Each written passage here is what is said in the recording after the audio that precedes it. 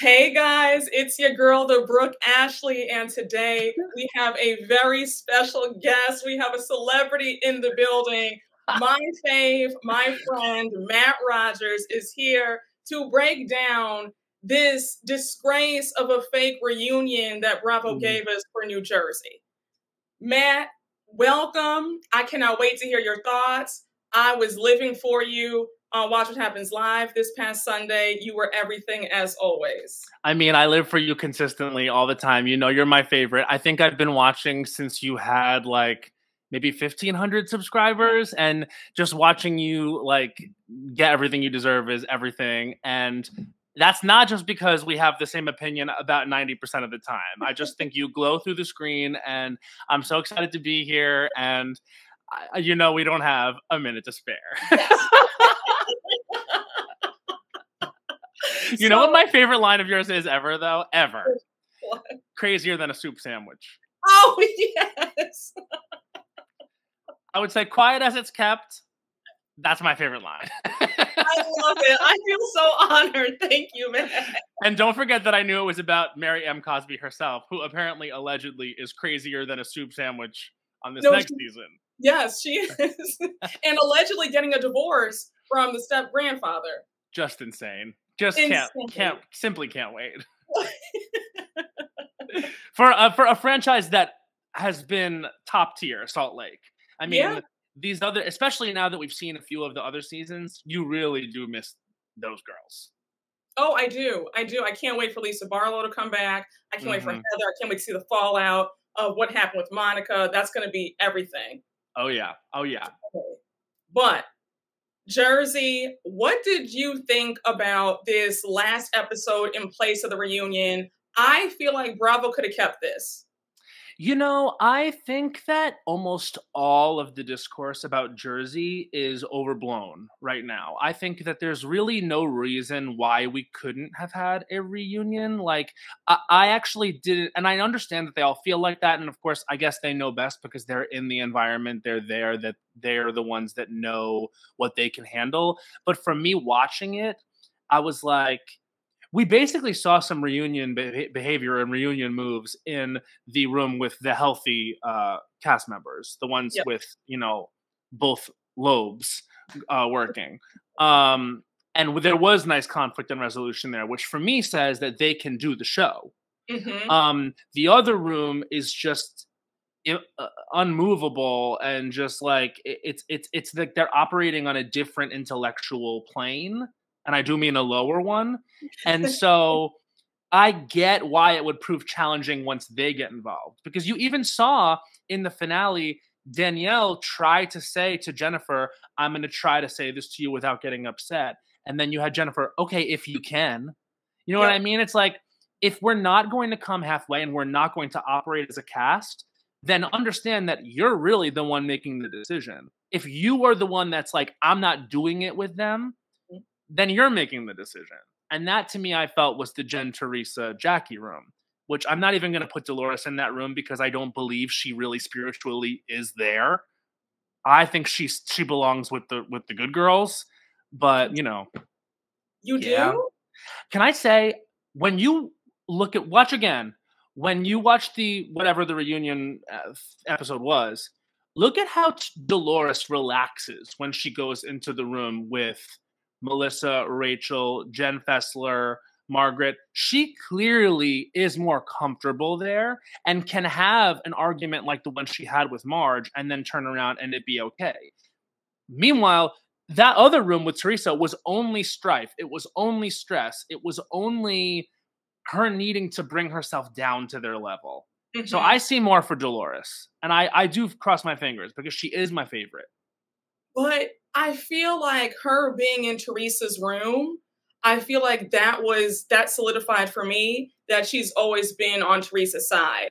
Because I did point it out in my finale recap. I said her being so angry at Margaret, her lashing out like that, calling her a lying, see you next Tuesday, that was so jarring. And she just went from 0 to 60 like that. That gave me that she was afraid of how it would look in front of Teresa when Teresa saw it back.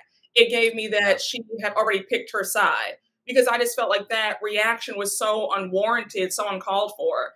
But I mean, yes, she did look more relaxed when she went in Margaret and Melissa's room. I do agree with you there, but I still feel like she picked her side being with Teresa and Jen Aiden, in my humble opinion. I would agree that she has that actions speak louder than words, and her being in that room does say something. But I would also argue that we are not always aware of what's best for us. And I think that Dolores Catania is a perfect example of someone who has a very difficult time letting go. As we've seen with Frank Catania, as we've seen with her other relationship prior to the one that she's in now with Paulie. I'm losing his name. But I think that Oh, she David. may David. I think that Teresa is another relationship in Dolores's life that would be very difficult for her to let go of. That's my opinion, is that sometimes we need to see things and we need to really, it needs to be really hammered home for us to let go of something that's very unhealthy for us. I think that maybe a lot of us can relate. I know for me, one of the reasons why I identify with Dolores so much is because I have a very difficult time letting go of situations and of people that are not good for me. And I think that, some people never see it. I guess for me, it's just like, I hope that Dolores can take stock of her, energy level and stock of what really makes her happy and just the moments in which she feels good and respected and actually cared for as a whole human being, not just a prop or someone that's there to support you. And I think if she really thinks about that and considers it, she will want more for herself and she will understand what's really good for her. And that's not me telling her what's good for her. It's just me watching the show. And I often think this about Paulie too. I do not like the way he talks to her. I do not like the way that he treats her. Dolores reminds me of, because I'm from Long Island, right? Like, this is very much my culture. Like, New Jersey and Long Island are pretty simpatico. And Mhm. Dolores reminds me of all my mom's friends growing up. And it's just, it sets off an alarm bell for me when I see women like that defer to men that don't deserve them. Mhm. And it happens in relationships too, especially with other women in situations like that who have completely given over to the patriarchy. Teresa doesn't know what it's like to have a man truly respect her. That part. She is from an environment of, well, what the man says goes, and she has never truly been by herself. Think about that. Yeah. She even said it with Gia. She said the Yes. quiet part out loud in that moment. She said, I wish that Gia would live by herself because I never did that. I had my father, I had Mhm. Joe Judice, Mhm. and then I had him until he put me in the slammer, and I still was mentally in that for a couple of years until I had a brief moment of Yep. being single, and then someone met me on the beach, and it didn't matter. There was every red flag that you could see. Crimson banners. Forget about red flags. That's what Bowen and I call them when they're bigger than red flags. Crimson banners just flying high. It didn't matter because there was a man to take care of her who love bombed her and made her feel like the little girl she was that was like, one day that's going to make me happy. And I really think that's what this is. Jersey is about the patriarchy. It is about men's control over women. That's why they always go for the husbands. Mhm. It is about that. It is deeply about that. Well, yeah, because that's why Jersey's the only franchise where it's couple driven. Because in Mhm. all the other franchise, we never really see the husbands. We see them here and there, but in Jersey, they get paid. They have their own storylines. We see whole scenes with just the husbands where we don't see that on other franchises. So it's centered around the wives and the men. And I think that, like you said, it's definitely centered around, my man, my man, my man. And we see that every time somebody even speaks about someone's husband, there's so much vitriol and so much hate and so much anger. But Mhm. I do want to jump to, I want to jump around with this. I don't want to go in order. I didn't think there was that much to really dissect, honestly and truthfully. So yeah. One of the most glaring parts of this fake reunion was when we get to the scene where Louis is talking to Teresa before the meetup. And he Mhm. says, I wish harm on Margaret and her son. and I wish them the worst. I want them to suffer. When Dolores and Jackie, because Jackie says, let's pause right there. And I was shocked that Jackie said anything because we've seen how she's just all the way up Teresa's behind. But they pause that clip, and then we see Dolores turn around and say, that wasn't right. Like, he's going to get a lot of shit for that. He needs to apologize. And we see her and Teresa go at it. And Teresa is still defending that man. And she's angry that Dolores is mad and telling her the truth. And we see Jen Aiden is just sitting there silent because she's too afraid to get Teresa upset. But what did you think, just seeing how Teresa is she's so up her own ass that she can't even just admit that she's wrong and that her husband was wrong for what he said? It's not surprising to me. She is a lost cause. She is a typical Trumper. Because this is what it is. Like, first of all, let me just say this. Teresa Giudice is a huge Trump supporter who was married to Joe Giudice. So forgive me if I don't have any respect for her choice in men. And she is the kind of person with this Trump mentality of, it's not even about anything that like they stand for or anything. It's just about being right. It's just about victim mentality. It's just about, it's you against me. And if you're against me, or if you have anything to say, it's anti-me. It's not you trying to improve me. It's not you trying to help me. And even if Teresa could hear that, it would take so long for her to process that because she's just not there. And so I think that it speaks to a larger issue. Dolores should be able to turn to her friend and say, that wasn't right. And you should be able to just say that wasn't right. And Teresa hems and haws and, oh, he made a mistake. Please, what? You never made a mistake? ... It's the same type of hypocritical bullshit when she's all up in arms about anyone getting physical or throwing things at a table. I mean, it's the pot calling the kettle black, the house down. And it's just, she's just not someone you can argue with or have a conversation with in good faith because the ego is too big and she's not that smart. So it's kind of reminding me of when Tiffany Moon was up against Cameron Westcott on Dallas. They're never going to meet in the middle because one person is here intellectually and the other person is here intellectually. And that's just, it's air traffic control. You know what I mean? Like it's not going to happen. So it's a lost cause, any conflict with Teresa, because has she ever once been like in the moment, like, let me take stock. I'm wrong. I'm sorry. No, never. And people can love her for it, I guess, but you also have to acknowledge that it stops the program from moving forward, which is my problem. She is no longer tenable on the show because there is no character development. None. It's not interesting to watch. Because no one can have any room. And I feel like when it comes to Melissa, who they're now so done, it's not even worth talking about.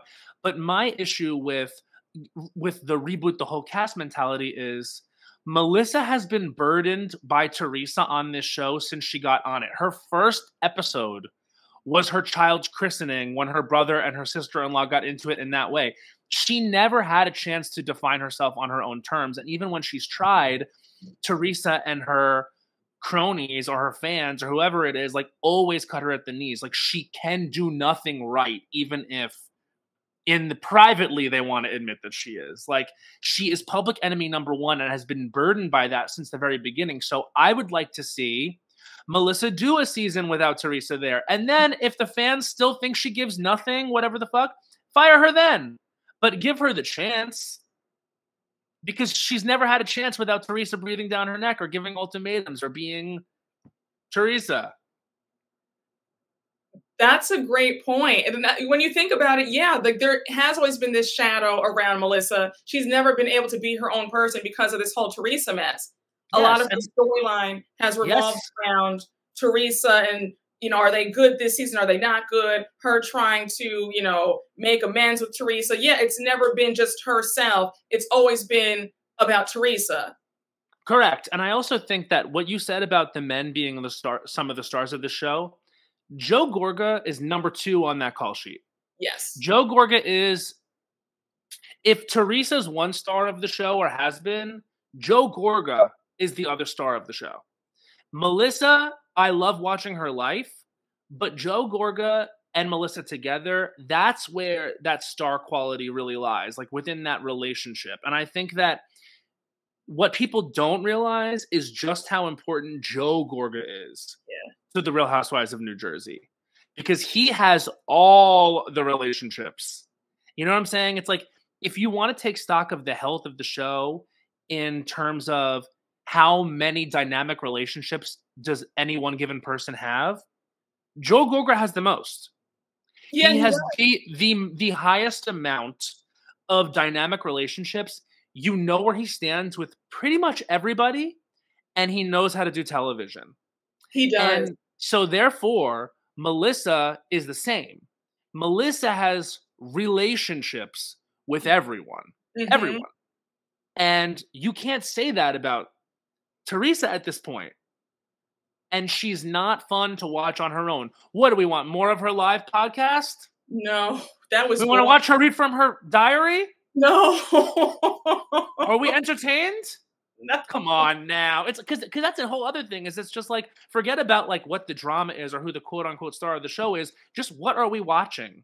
Yep. And if what we're watching is not good, then we have everything we need.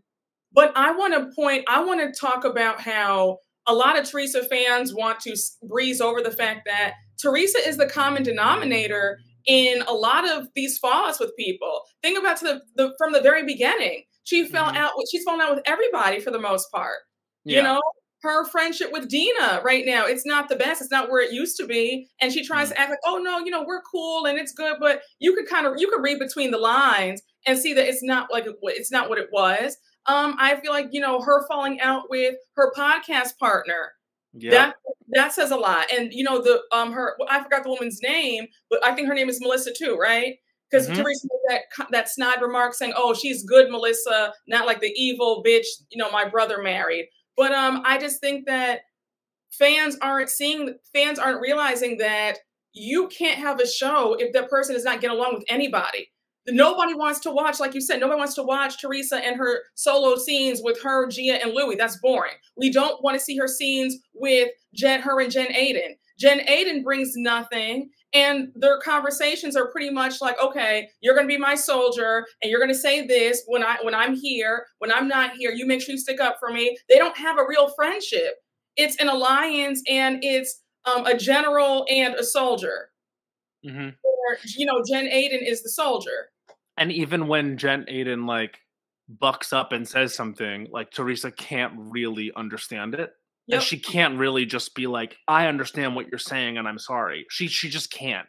And there's a reason why Gia is on the show so much. Like Gia should essentially get a friend of card. Like she really should be considered a friend of, because she's on the show just as much as Vicky's eldest daughter ever was. You know what I mean? Like, she's not been to the reunion, but she could have been.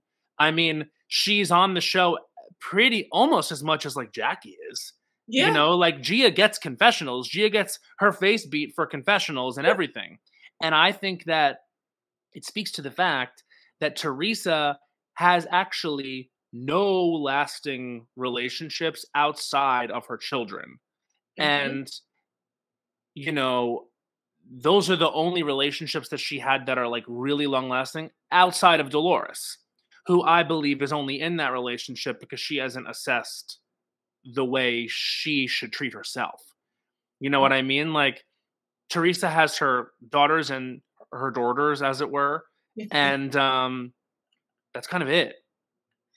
And Louis. And Louis, but that's not a long-lasting relationship. It is a close relationship at this point. We'll see if it lasts a very long time.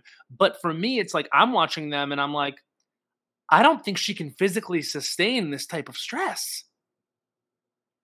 No, she looks terrible. She does. She does.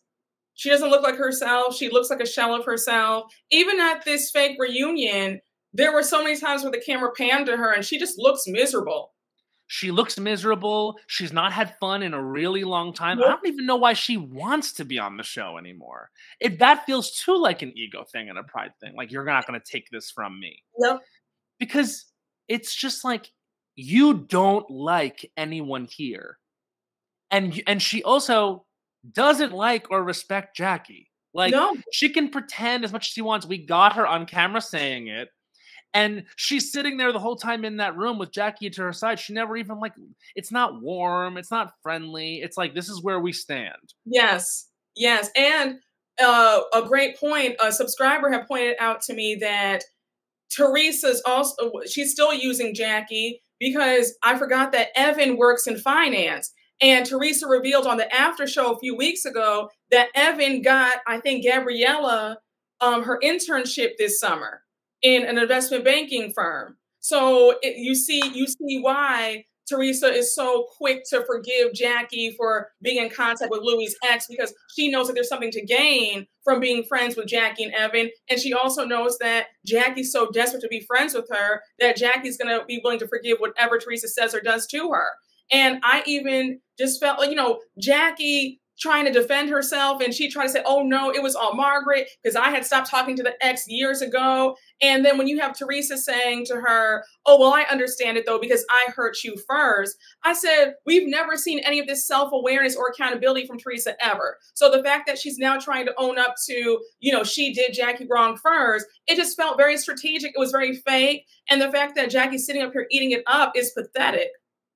It all kind of comes back to Melissa and Margaret, I think. I think that Teresa sees that there is a split between Jackie and Melissa and Margaret, and it's just about, like, manpower. You know what I mean? It's just about, like, I can scoop her because I know it's like Game of Thrones, ultimately. It's like the silliest, dumbest Game of Thrones. It's just like, this girl is on the show, and I can use her, and so I'm going to. In fact, she used those words. like, come on. Like, it's like when someone tells you who they are, believe them. She has so many times. Like, and the ridiculous notion that Teresa is Melissa's whole storyline. It's like, look at Teresa's scenes. She is constantly talking about the other women. I mean, like, it's Teresa has very rarely had a scene, and maybe she was supposed to, but then they cut it because maybe her personal life was too ugly. Maybe it was too weird. I honestly think that Bravo doesn't like editing Louis into the shows because he's horrible to watch. Very. He is horrible to watch. He is unappealing. He says nasty stuff. He is obviously taking advantage of her. And it's not a good place to sit. And then when you do cut to him, he's saying things like, I hope Margaret's son suffers on camera. So what is he saying off camera? I know. Think about the fact that we only see 0.00001% of their life. And that's what he's comfortable doing on camera. What the fuck is he like behind the scenes? And remember, this woman and this family do not have a good barometer of what's normal and what's nice and what's cool, because the last man in their life was calling their mother cunt. Yep. And putting her in jail, and was blatantly homophobic. I would imagine filled that house with lots of nasty stuff. And I'm telling you, I grew up in that environment, and I know exactly who those people are. Now, I feel like Bravo, most likely, right? I wouldn't be surprised if they also see, because we talked about it a little bit before, but I feel like Bravo knows that there's some stuff about to go down with Teresa and Louis. And they probably might want to keep them on the show because they know it's going to all come down. Because you can't tell me that Teresa really thinks that this man is a stand-up guy. There was the news broke, a few months ago, that he had taken out that LLC. He took out a loan, $1 million loan for the house under some LLC, and that their house isn't even in her name. It's all in this LLC's name. Then a few months prior, in February, her Mercedes got stolen out their driveway. Now, people have said that their driveway is 2 miles long. There's a gate, there's a security system, so you couldn't steal the car. But a lot of people are alleging that it might be insurance fraud. And they feel like there's a lot of mess with Louis. A lot of his businesses have gone bankrupt. They've gone belly up. Look at what happened with Dolores' son. Dolores didn't even want to talk about it. I just feel like there's no way that Teresa thinks that she's gotten a prize being with Louis. Something in the milk ain't clean. I think that she is in intense denial. And I really think that's the power of a narcissist. Like, that's the power of someone who comes in and promises you the world. I bet the sex is fire for her. I bet it's constant. In fact, they say that. They do.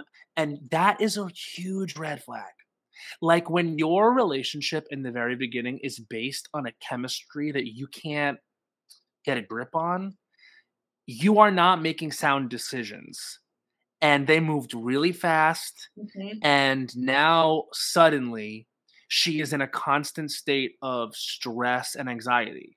And that is not a good relationship. And if it were a good relationship, what they would say to each other at this moment is, this is not good for us. We need to take a break and really handle the stuff that's going on. And they don't do that because he just keeps telling her that everyone's crazy. And that's also narcissistic abuse.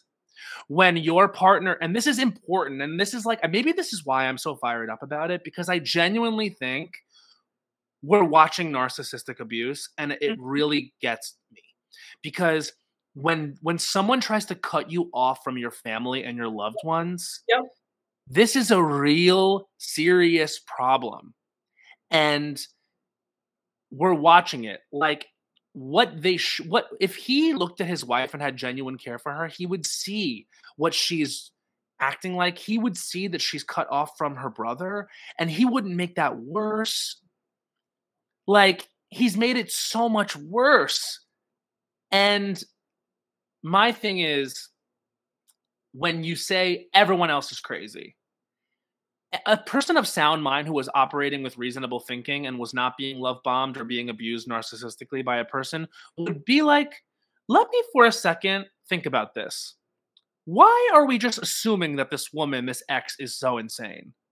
Why are we just assuming that the niece that came up on the beach or whatever, that she must be fucked up, and it's fucked up of her to say something? Why all the lawsuits are we just like, oh, those are crazy people? Does she really think, and is her ego that big, that she thinks that people are just trying to get to her and don't want to see her happy and pop her love bubble? I think so. I think we have a prime candidate, prime target for a narcissist.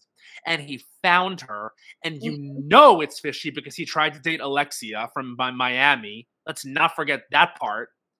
And he knew who Teresa Giudice was. Yeah. Oh, absolutely. Everyone knows who Teresa Giudice is. Absolutely. That was not a mistake. No, and it was a coincidence. He targeted her, and he got his way, and he's getting his way. And that's what it is. And he's cut her off from everything, and he's going to lose her job for her. And that is how dark these people are. That is how toxic these people are. And you can tell that, like, they're so unrepentant because he's just allowing it to happen on television. It's really scary. And people should watch it, and they should write down in their journals, like, never that. So if you ever see that, tell your friend. You're not being a good friend to her by supporting her through this. Sorry. But when you have to remember, though, Teresa has a very desperate energy, because when she got divorced, she was hungry for a man. She's acting pick me. Yeah, she's from pick me culture. Yes. You know what I mean? It's like those women they're raised to not think you can do it on your own. They're raised to think that.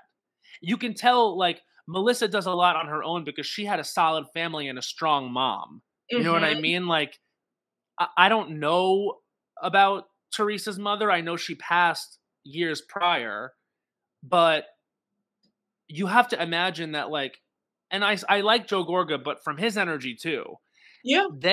Men run the show. They have no problem taking up all the space, getting in fights, being disgusting, the way they talk to people, the alcohol culture. Like it's very aggro, and it's very hard, I would imagine, and from the women I know who grew up in that environment and just watching this show, very hard to find yourself and your footing when men are telling you what to do and what's right and that they know best.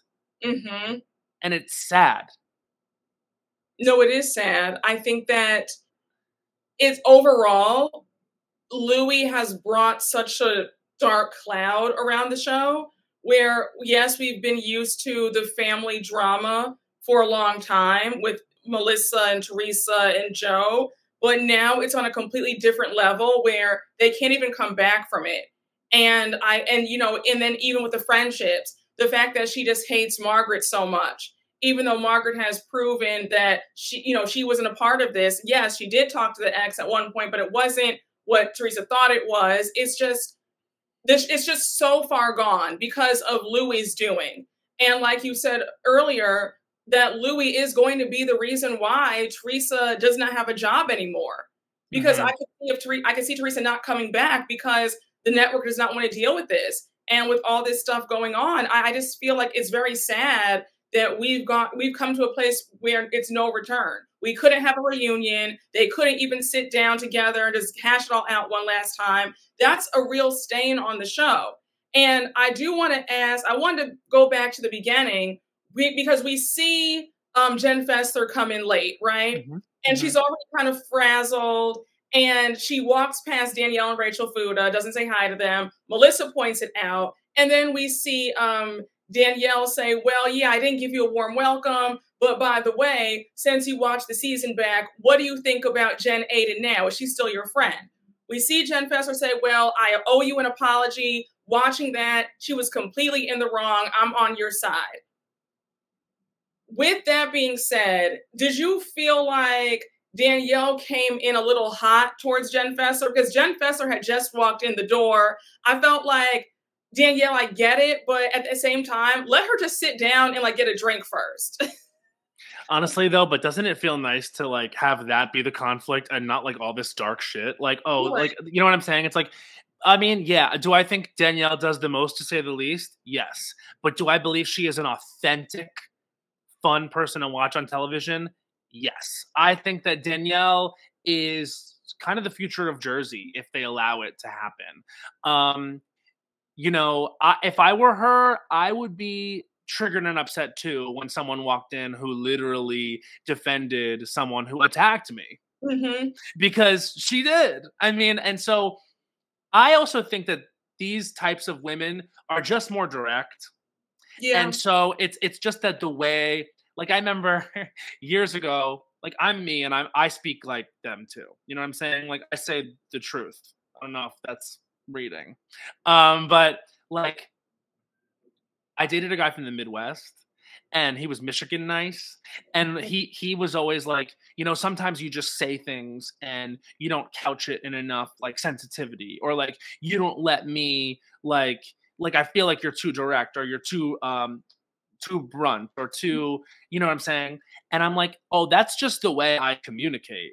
So I think that the way Danielle communicates is something that Jen Fessler understands because she's also the same way. So I think it didn't bother her as much as it was just like, that's just kind of the way these women communicate. And you saw they were fine. They Uh, were fine. They were fine. but I will say, the thing with Jen Fessler is like, she made a lot of bad calls this season. She You know what I did. mean? Like, I like Jen Fessler a lot. I really do.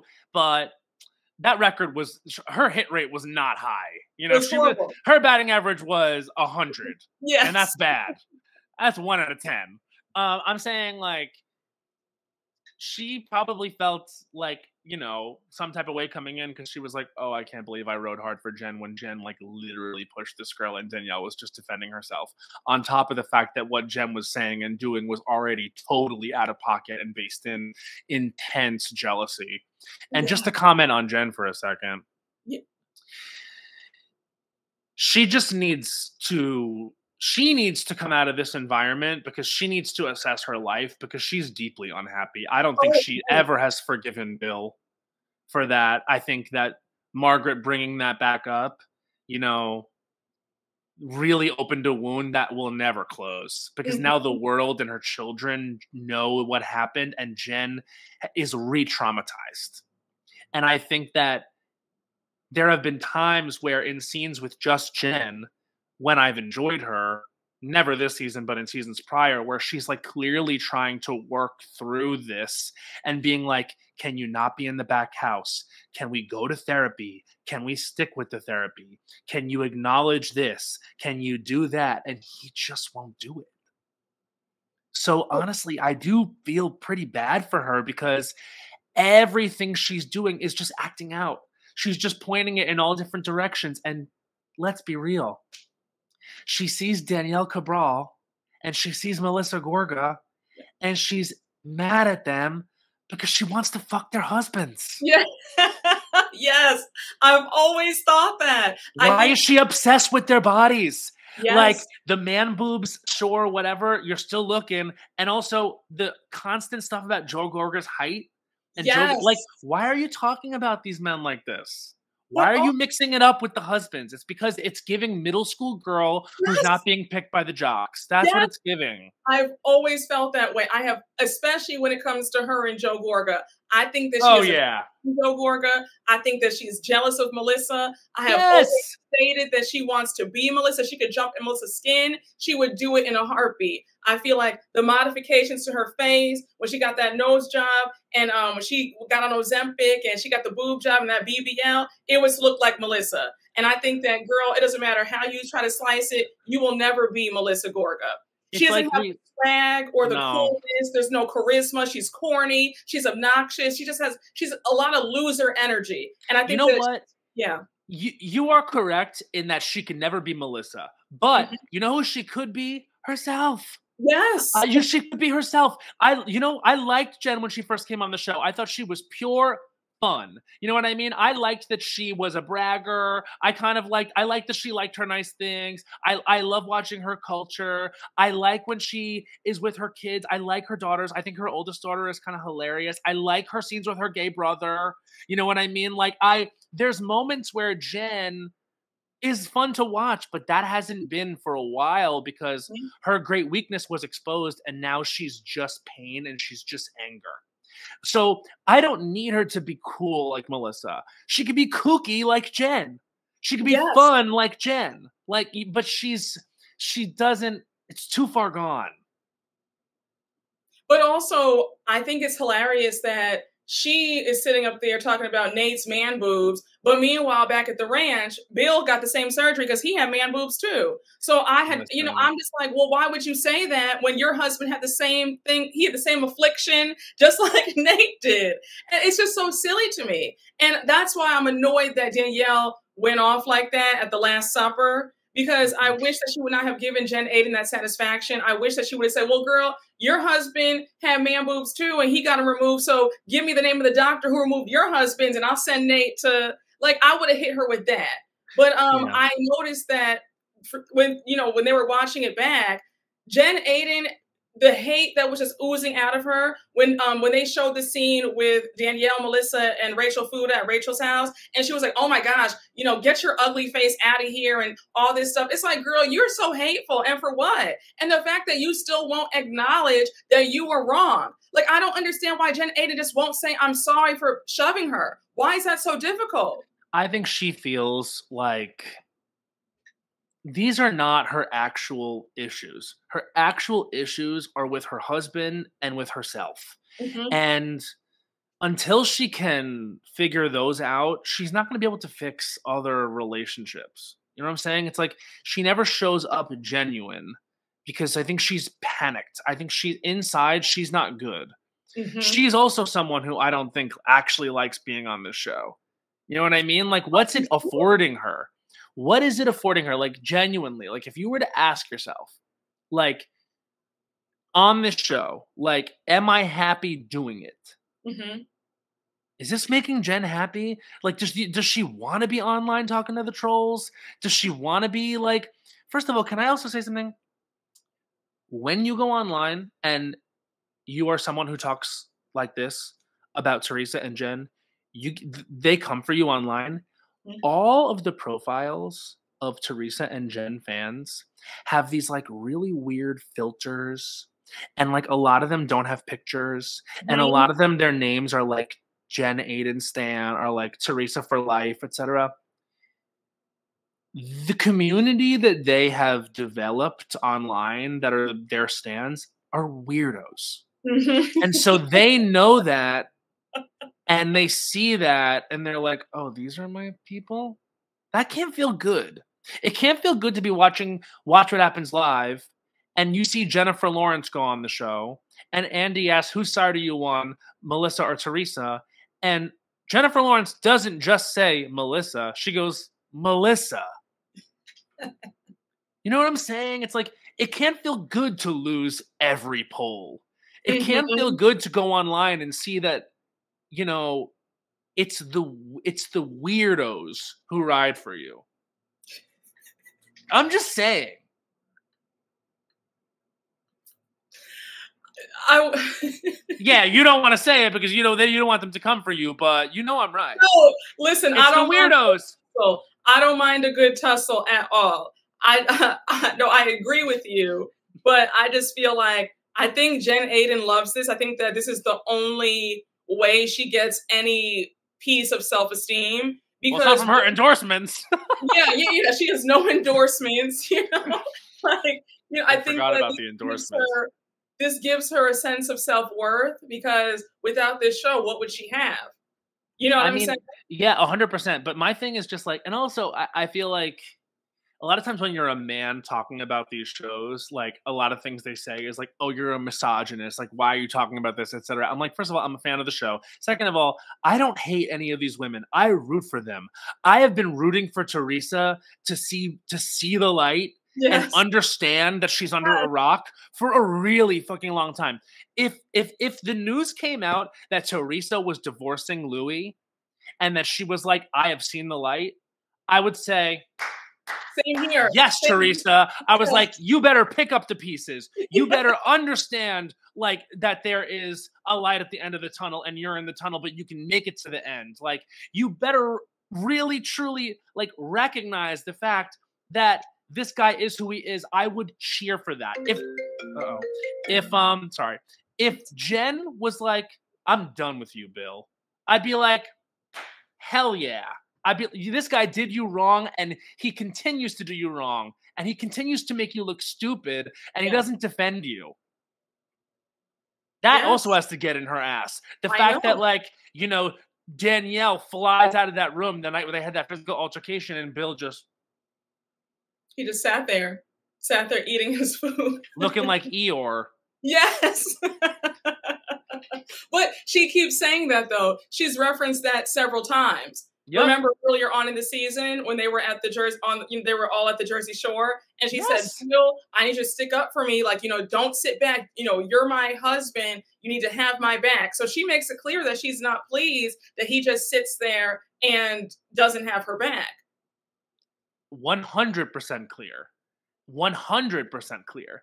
Because it's not just that. He will not work on their marriage with her. He will not do it.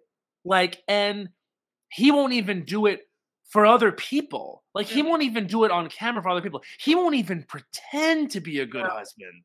nope. And I'm sorry, but making the money is not enough. Clearly, it's not enough. It's more than money. You want somebody who has a good character, somebody who respects you, somebody who actually likes you. And I don't see any genuine respect on his end. I don't see that he likes her as a person. I think that he feels trapped. When you look at his body language, every time they have a conversation, he looks bored out of his mind. Like, why am I here? He tries. Think about when he did what was it, like the love notes that Louis wanted to do at his guys' night. He couldn't even do that like in a sincere way. He put on that stupid voice and he's like, "Oh, hi Jenny." Like it was just so dumb. Like he can't even pretend, like you said, to actually like and love his wife. No. And I think that you can say whatever you want about, like, I feel like the thing that they always say about Melissa and Joe is like, "Oh, they're shady, they're fame whores, their finances are weird," whatever. I'm like, those two love each other. They do. They And I do. was at Watch What Happens Live with them and I saw it. And I'm telling you, like, people don't have to agree with me. A lot of them don't. But I feel like I have a good judge of character and I'm pretty perceptive 90% of the time. And I can tell that they're a genuine, loving couple. And Mhm. I also can tell that their friendships on the show are real. Like, I really do believe that Rachel and Melissa are close. I saw Yes. a picture online of Melissa and Danielle doing an event together, and I responded to the story. I was like, "Love this link up," and Melissa was like, "We vibe," like, and I was like, "Love to see it."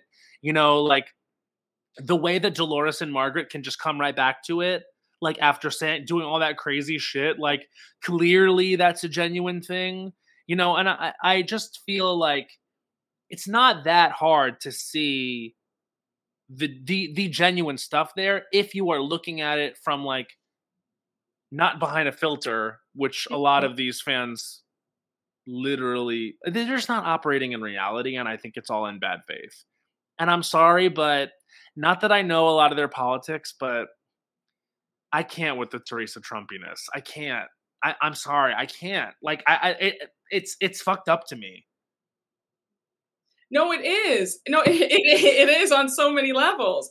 I do want to go back to when Dolores walked over to the other room with Hmm. Margaret and Rachel and Melissa to say hi to them. And she gave Margaret a hug. It was right Hmm. after they showed the scene where she went off on Margaret, calling her a line, see you next Tuesday. Hmm. I thought that I thought that Dolores I thought her body language, it was very timid. Like she almost felt embarrassed for how she showed out. I'm Right? certain she was. Okay. Yeah.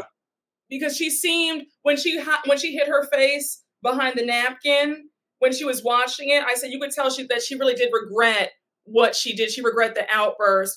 Even Melissa, when Melissa said, you know, what was that about? Like, why were you so angry? And for her to just hug, you know, Margaret and say, oh well, it like trying to like brush it off.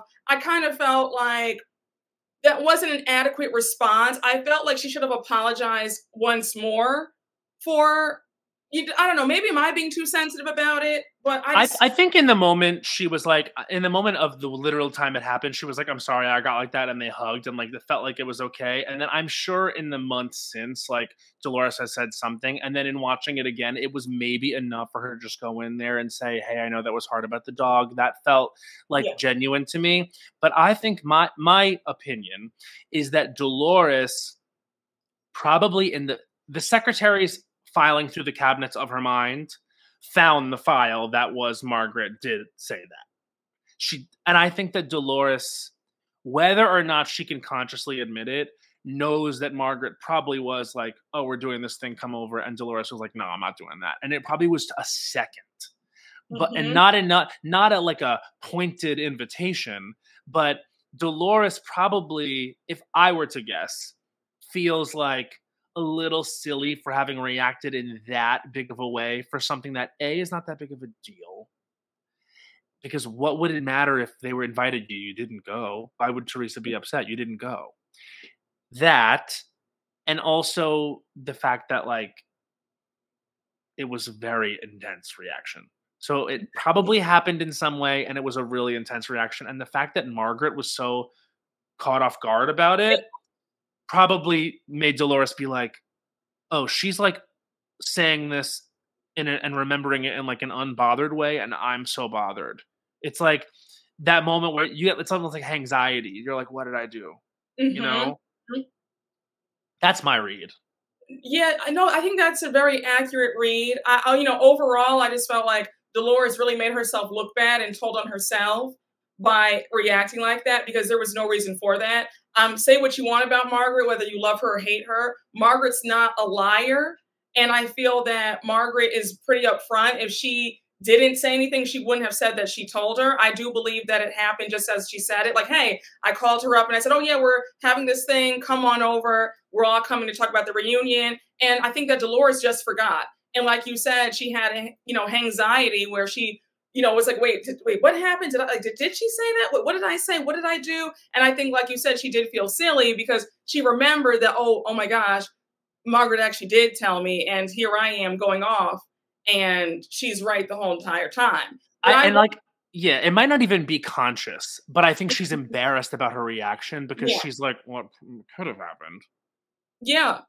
Um, I think for the remainder of this fake reunion, when we see them watching the whole mess with Margaret exposing Jackie, and we keep hearing Teresa say, she's so evil.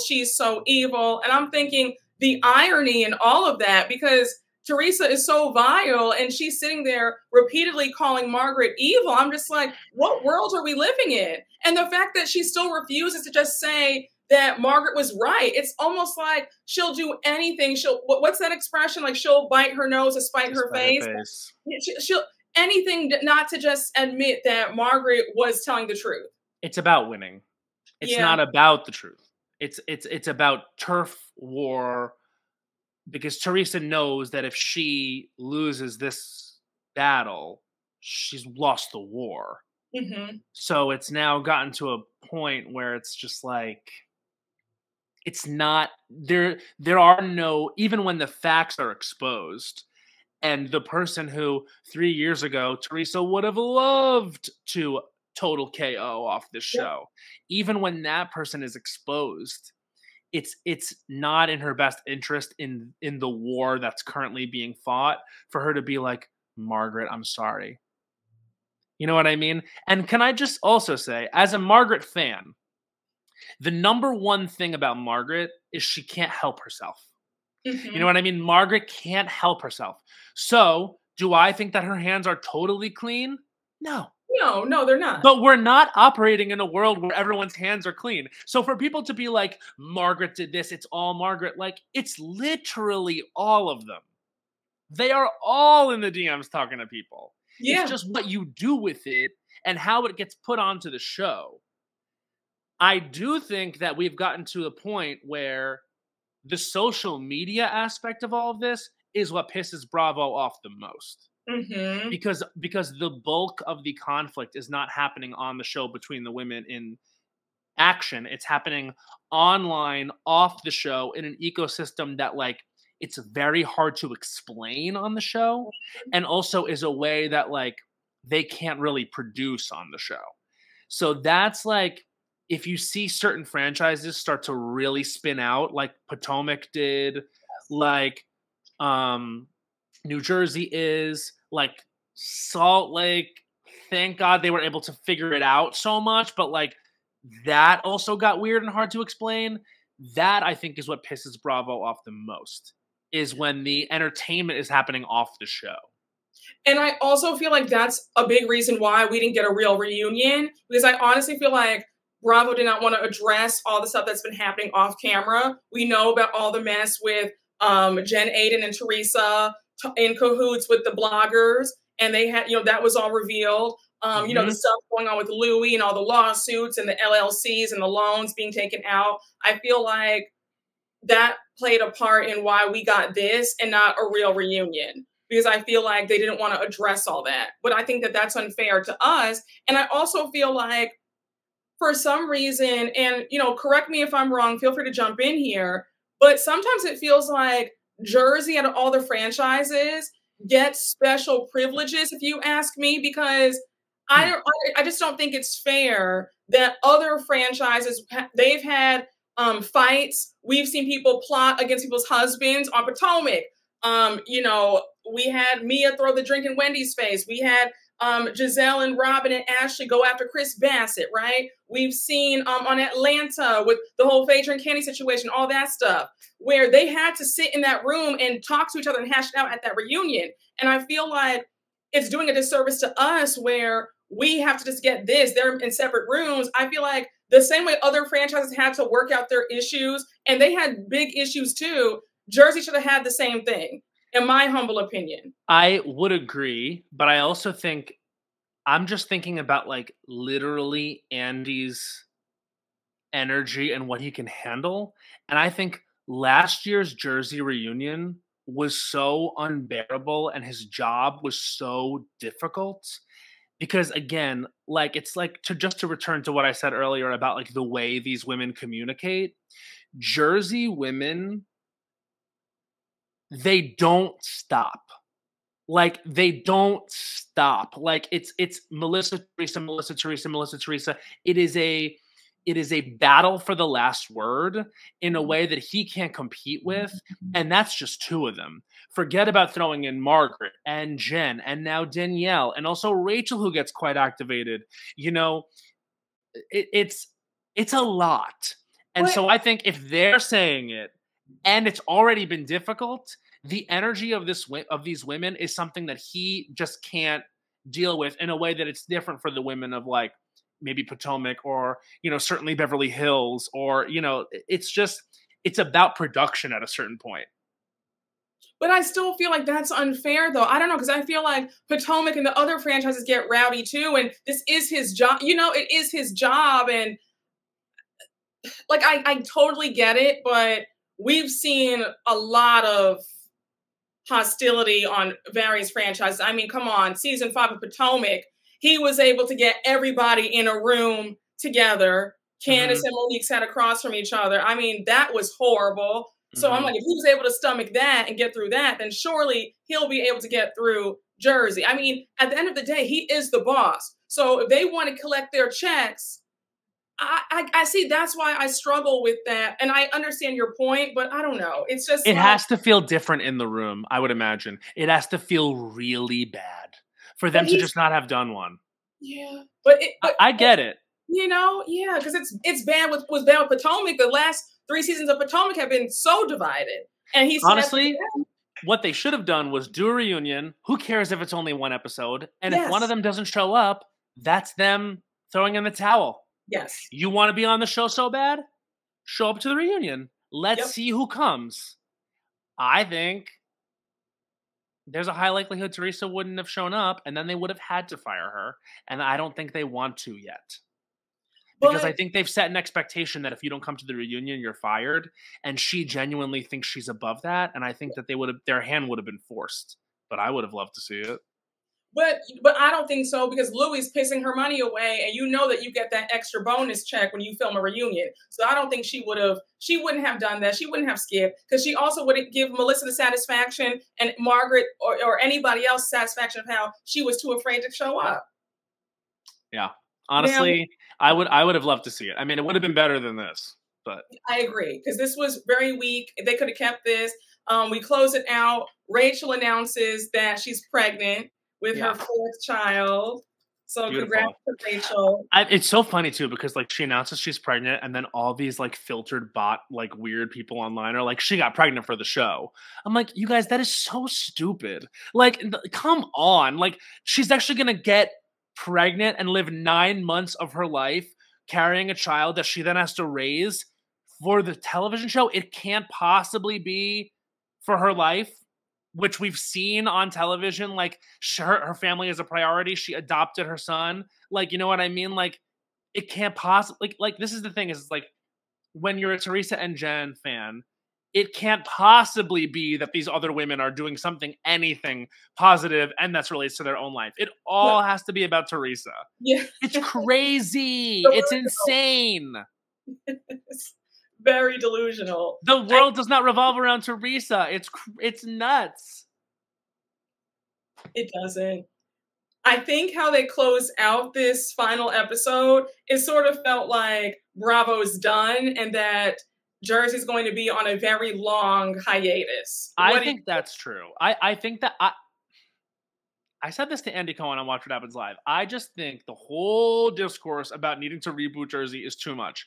I would look forward to a show with Danielle, Rachel, Melissa, Margaret, Dolores, Jen Fessler, and 2 new women. Let's get 2 new women in northern New Jersey who can give it. They're definitely there. Might not be Tiki Barber's wife, but they're absolutely there. You can find another couple make all those women full-time, and let's get 2 new friends in here, or 1, and let's get a show together. Like, we have seen that Rachel and Jen Fessler can do a show. We've seen that Margaret and Dolores can do a show. We've seen that Melissa, can do the show with like pretty much anyone, because Melissa's very easy to talk to, and she is a center of the show, and she is very, there's just something about her that gives protagonist energy. You know what I mean? It's like, and her husband is connected to everyone, and we don't want to lose Joe Gorga. I don't think.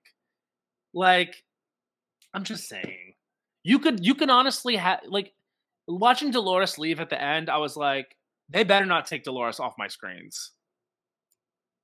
I could see it a little bit. I don't know, because I think that a lot of people grew tired of Dolores this season. And then with what happened, I think people are tired of the whole Switzerland act. I don't know. 100%. 100%. But I would say it has reached a breaking point, and so the decision needs to be made for her. Yes. Yes, I agree. And that's where casting comes in. Let's make the decision for Dolores if she cannot make one. Because it's something she struggles with. It is. It is. I think I like your casting choice. I'm cool with that. I would only add, I think that you could remove Jen Fessler. I don't think that we need Jen Fessler. And that's no shade, because, you know, I liked her initially. I wasn't loving her this season. But yeah, I don't think that Jen Fessler is really cut out for this. I think that she's cut out for a simpler show, because any lick of confrontation or she's out. She's disengaging. She can't handle it. She's shaking. She's nervous. She's sweating. And it's like, you know, either get in the game or get out. So I think that we can maybe have a show with Margaret, Melissa, Danielle, Rachel Fuda, Dolores I'm on the fence about, and then Jen Fessler can go. She can make a guest appearance here and there. And then 2 new women. I hear that. So you want to maybe potentially keep Jen Fessler as a friend. And then add a couple more full-timers. Or a guest. As a guest. Not even a friend of a guest. A guest of a guest. Not a guest of a guest.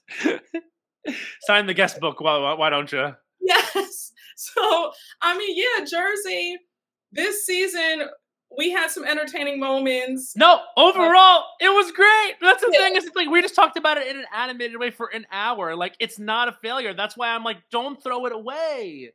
But we need to throw it away. We need a break. Oh, break for sure. But I'm like, why are we going to throw away 5, 6 women that the audience loves and is engaged with? Because they could barely do it for New York. You know what I mean? You see those women all over the TV. Like Luann, I feel like, is more famous than she ever was. Yes, she is. And she's not even on a Housewives franchise. Dorinda's getting a new show. So maybe it's not over for them, but I just don't see them. I don't see the need to spin them off. You know what I mean? Like, I just don't. I feel like that's the cast of Real Housewives of New Jersey for me. Listen, Matt, it's been too much. I need a 2-year hiatus. I need a break from everybody. I need Bravo to just start from scratch and let's go from there. But heard. Right? I'm happy that Jersey is officially over, because you say this about every season you watch. I love it. You're like, thank God, won't he do it? We're finally done. About every single season. I'm like, do you like Housewives? But you get me thinking. I'm like, yeah, you're right. This Potomac has been so dark. No. Owen's not even going to watch next season. I was like, well, I actually have my Wendy Osefo candle lit right now. I love it. Only Home Essentials. No, certain franchises I don't like strife and division. I don't like that. I don't like blatant hate where they can't even talk to each other. That's not fun. You know, Beverly Hills, I enjoy. I love Orange County. I'm like Orange County stan. Orange County's rocks right now. Chef's kid. Well, we have to get back on and talk about one of these soon again. Yes, because this has been the best. It has been amazing. Matt, thank you so much for joining today. Y'all, I hope you all enjoyed, and you guys already know what to do. Please make sure to like, comment, and subscribe, and I will see you all later. Bye.